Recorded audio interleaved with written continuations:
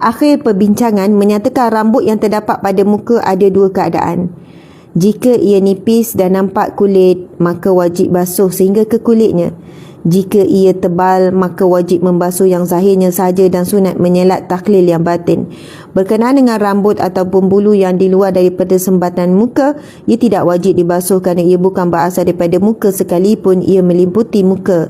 Untuk perhatian dengan lebih khusus, Syekh Dr. Wahab Az-Zuhaili melalui kitabnya Al-Fiqh Al-Islami wa Adilatuh menyebutkan ruang kosong di antara dua telinga yang bersambung dengan dua ekor pipit adalah termasuk ke dalam anggota kepala kerana keduanya masuk ke dalam bulatan kepala. Hendaklah dimasukkan sebahagian kecil daripada kepala ke dalam anggota muka bagi menyempurnakan hukum wajib membasuhnya. Dan hukum wajib membasuhnya tidak akan sempurna kecuali dengan membasuhnya. Okey, ulama mazhab Syafi'i pula mengatakan bahawa sunat membasuh maudhi' al-asal. Maudhi' iaitu bahagian kepala yang tidak berambut. Maudhi' at-tahzif iaitu dua sulah dahi dan dua ruang kosong yang terletak di antara dua anggota telinga. Ketika membasuh anggota muka bagi mengelakkan perbezaan pendapat tentang hukum wajib membasuh bahagian-bahagian itu.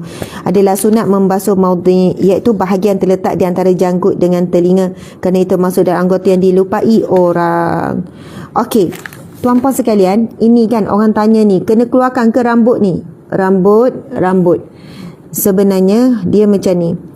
Ada pihak yang berhati-hati sangat. Dia bimbang kalau rambut yang tebal di situ menghalangi sampainya air kepada kulit wajah. Yang perlu basuh adalah kulit wajah, bukan rambut tu. Tetapi bagi kita yang sebenarnya air tu yang cukup. Mungkin bagi yang tak cukup air dibimbangi menghalang, tetapi sebenarnya yang perlu sampai adalah kulit. Sebab itu kalau tak keluarkan pun tidak ada masalah. Yang penting air wuduk itu sampai ke kulit bahagian wajah. Kan? Bahagian wajah ini ada perbincangan ulama. Ada yang kata sini-sini saja, rongga pipi saja, dan kita ambil sebagai langkah berhati-hati, kita basuh seluruh sampai hujung telinga ke hujung telinga. Hujung telinga ke hujung telinga, hujung rambut ni sampai dagu kita. Jadi kita basuh semua ni. Ratakan saja air. Masya Allah.